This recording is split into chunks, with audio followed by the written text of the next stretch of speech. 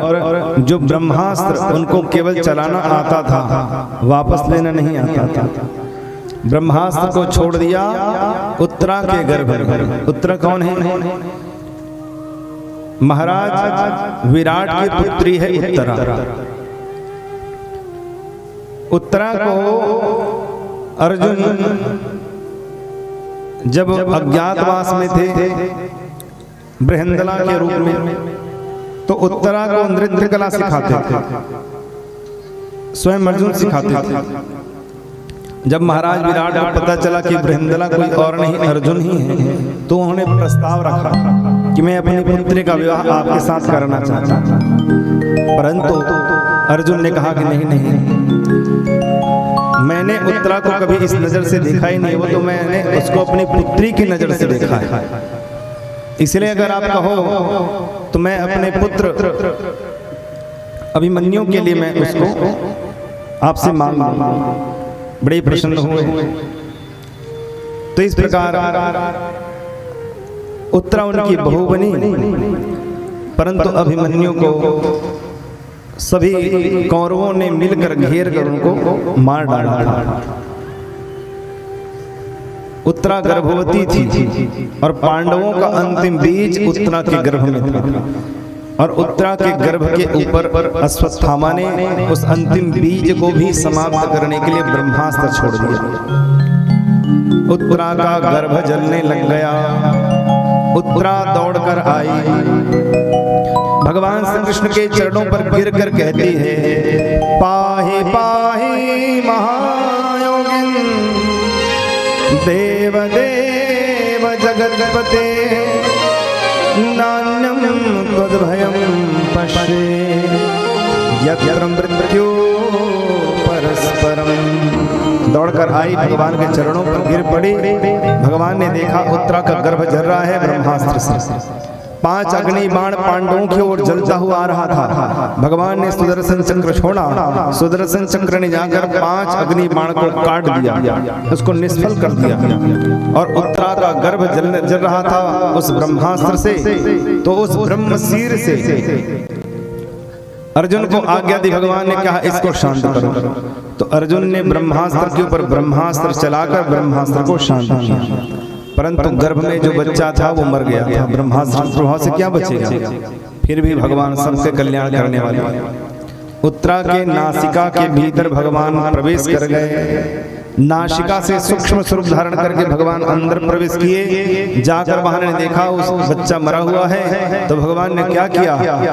अपने अमृत में दृष्टि से भगवान ने उसको पुनर्जीवित कर दिया। और जैसे बालक ने नेत्र खोला, तो नेत्र खोलते ही उन्होंने भगवान के चतुर्भुज रूप का दर्शन किया। बोलो कृष्णचंद्र भगवान की। और भगवान मंद मंद मुस्कुराने लग जाते हैं। भगवान के स्वरूप को देखकर वह छोटा सा गर्भ में जो बालक है वो हंसने लगा।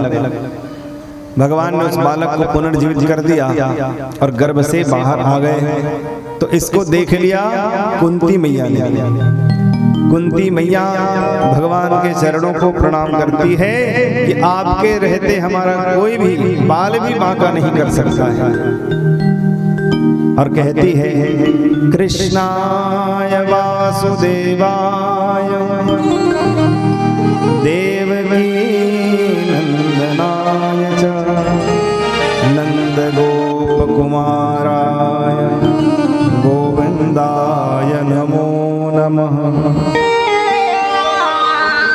श्रीमद् भागवत में 2 श्लोक प्रसिद्ध हैं। एक तो जरासंध के कैद में पड़े 20,800 राजा, ये भगवान से प्रार्थना करते हैं ऐसे ही श्लोक से। कहते हैं, कृष्णाय वासुदेवाय हरे परमात्मने प्रणत क्लेशनाशाय गोविंदाय नमो नमः। तो क्लेश को नाश करने के लिए भगवान से कहते हैं। और इतनी दुखी होने पर भी कुंती माता कुछ अपेक्षा नहीं करती भगवान से। भगवान को चाहती को भगवान को कोई कष्ट दूं ही ना मैं। अरे भगवान मेरे लिए ऐसा कार्य क्यों करे? छोटा सा लाला है, उसको चुपचाप माखन मिश्री खाने दो, काहे को काम करवाते हो, चुपचाप रहने दो। इसीलिए मेरे दुख दूर हो ऐसा कभी नहीं कहा। बोलो राधे राधे। कुंती माता ने क्या कहा? मेरे दुख दूर हो कभी नहीं कहा, और कह दिया मुझे दुख ही मिले। और स्तुति की भी उसमें भी कहा, कृष्णाय वासुदेवाय देवकी नंदनाय च नंद गोप कुमाराय गोविंदाय नमो नमः। नमः पंकजनाभाय नमः पंकजमालिने नमस्ते पंकजनेत्राय नमस्ते पंकजाग्ने। भगवान बड़े प्रसन्न होकर कहते हैं, बुआ अगर तुमको कुछ वरदान चाहिए तो मांग लो। कुंती मैया हाथ जोड़कर कहती, कन्हैया अगर तुम मुझे कुछ देना चाहते हैं तो दुख ही दो। बुआ से पूछने के क्यों दुख चाहिए तुझे?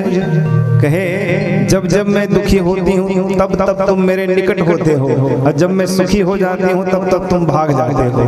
इसलिए सुख की अपेक्षा मुझे नहीं है, मुझे तो दुख चाहिए बस, ताकि दुख हो तो तुम सामने हो। भगवान हंसने लगे। आप लोग बताओ दुख चाहते हो? बोलो राधे राधे। है? कोई दुख चाहता है? दुख चाहते हो? दुख चाहते तो लोटा लोटा जल लेके बाल्टी लेके क्यों मंदिर घूमते रहते? बोलो राधे राधे। हाँ, दुख किसी को दुख नहीं चाहिए, परंतु एक बात सोचो, जरा विचारो, कर्म किया है उसका फल भोगना पड़ेगा कि नहीं भोगना पड़ेगा? अरे भगवान को भी भोगना पड़ता है, हम तो साधारण मनुष्य। तो जो बड़ा होने वाला है वो छोटा जब होगा, पर होगा जरूर होगा। जो कर्म किया है उसका फल पीछे पीछे चलता है, कहाँ जाएगा?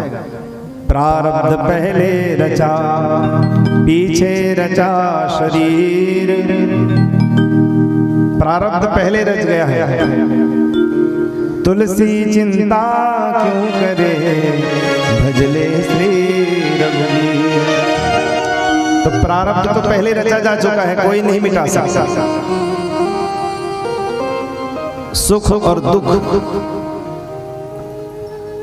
मान लो आपके दो बेटे हैं, दोनों बेटे से बराबर प्रेम होगा कि कम ज्यादा होगा? कम ज्यादा होगा? एक से कम एक से ज्यादा ऐसा होता है क्या? अब होता होगा तो मुझे नहीं पता भैया। मुझे तो ऐसा लगता है कि माता पिता अपनी संतानों से परस्पर बराबर प्रेम करते हैं। तो बताओ सुख और दुख किसके पुत्र हैं? सुख दुख किसके पुत्र हैं? अरे हम सबके ही पुत्र हैं, किसके पुत्र नहीं? हमारे कर्मों से सुख और दुख रूपी पुत्र की प्राप्ति हुई है, तो एक पुत्र को दूर भगाते हो और एक पुत्र को निकट बुलाते हो, ये अच्छी बात है कि बुरी बात है? बुरी बात है क्या ना? हाँ, सुख और दुख हमारे ही पुत्र हैं, इसलिए सुख और दुख दोनों से बराबर प्रेम करोगे तो सुख आनंद में रहोगे। बोलो राधे राधे। सुख और दुख बराबर प्रेम करो। तो उस समय कुंती माता कहती है मुझे दुख चाहिए। भगवान ने प्रसन्न होकर कहा कि बुआ जो तुम चाहते हो सो मिलेगा। पांडवों को कुछ न कुछ भगवान ने प्रदान किया। इधर पांडवों को भगवान श्री कृष्ण कहते हैं कि चलो मैं अब द्वारिकापुरी वापस जाना चाहता हूं, पर पहले भीष्म पितामह से हम लोग एक बार मिलकर आ जाते हैं। कुरुक्षेत्र में भीष्म पितामह बाणों की सैया पर सोए हुए आनंद से, इच्छा मृत्यु का वरदान है उनको। भीष्म पितामह सोए हुए थे। पांडव जाकर खड़े हो जाते हैं। पांडवों को देखकर भीष्म पितामह ने आंखें खोली तो कहा कि अरे वो तुम्हारे मामा का लड़का कहाँ है? वो तुम्हारा भाई कहाँ है? वो तुम्हारा सारथी कहाँ है? वो नंदलाल कहाँ है बताओ? तब कन्हैया कूद कर आते हैं, दादाजी मुझे बुलाया? बोले हाँ तुमको ही पूछ रहा था। बोले दादाजी मैं तो इन पांडवों को इसलिए लेकर आया हूं ताकि मैं आप इनको जाते जाते कोई शिक्षा दे दो। बोले ठीक है। तो उस समय युधिष्ठिर ने हाथ जोड़कर चरणों को प्रणाम किया, कहा पूज्य दादाजी आप हमें धर्म की शिक्षा दीजिए। तो धर्म की शिक्षा प्रदान की। दान धर्मान राज धर्मान मोक्ष धर्मान विभागसः स्त्री धर्मान भगवत धर्मान समासव्यासयोगतः। धर्म की शिक्षा उस समय धर्मराज युधिष्ठिर को विश्व पितामह ने प्रदान किया कि दान धर्म सबसे प्रमुख है। दान धर्म अपने जीवन में अगर अपना कल्याण चाहते हो तो दान करते रहो। दान करने से पीछे कभी नहीं हटना चाहिए। किया हुआ दान आपके ऐश्वर्य को बढ़ाने वाला होता है, इसलिए समय समय पर अपने धन का सदुपयोग करते रहना चाहिए। अगर दान नहीं करते हो तो धन की 3 गति होती है। पहली गति है दान, दूसरी गति है भोग और तीसरी गति है नाश। न दान करोगे न भोग करोगे तो तीसरी गति अपने आप नाश हो जाती है, लक्ष्मी चंचला होती है। तो दान धर्मान राज धर्मान, राजा का धर्म है शरण में आए हुए की रक्षा करना, चाहे वह तुम्हारा शत्रु ही क्यों ना हो। अगर शरण में आ गया तो तुम उसको क्षमा करो। सबसे बड़ा अगर कोई पुष्प है तो क्षमा का दान है, इसलिए क्षमा जरूर करना चाहिए। क्षमा बड़न को चाहिए छोटन को उत्पात। क्षमा करो जो तुम्हारी शरण में आ जाए। प्रजा का पालन अपने संतान के बराबर करना। तुम स्वयं भूखे रह जाना परंतु तुम्हारी प्रजा कभी भूखी ना मरे, इसका ध्यान देना। मोक्ष धर्मान विभागसः। और देखो दूसरों का कल्याण कर रहे हो ठीक है, परंतु दूसरों के कल्याण करते करते स्वयं का कल्याण भूल न जाना। हाँ, परिवार का पालन पोषण करते करते कहीं अपने आप को न भूल जाओ। सबका ध्यान रख रहे हो परंतु अपना ध्यान कोई नहीं रखता। सबका पेट भरने के लिए बैठे हुए हैं, सबकी तरफ ध्यान गया हुआ है परंतु अपना ध्यान कोई नहीं रखता है। स्वयं का कल्याण कब करोगे? अपने स्वयं का कल्याण का विचार करो। बोलो भगवत्सल भगवान की।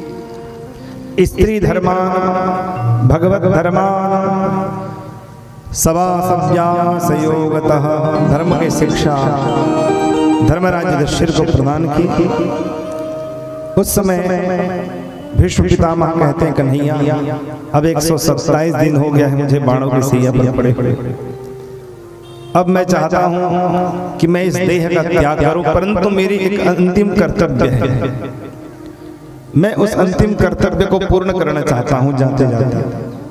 बोले बोले बोली दादाजी। कहे एक पिता का धर्म होता है कि अंतिम समय तक प्रयास करे कि उसकी पुत्री का विवाह हो जाए, कन्यादान वो कर दे। इसलिए जाते जाते मैं अपनी पुत्री का कन्यादान तुम्हारे हाथों करना चाहता हूं।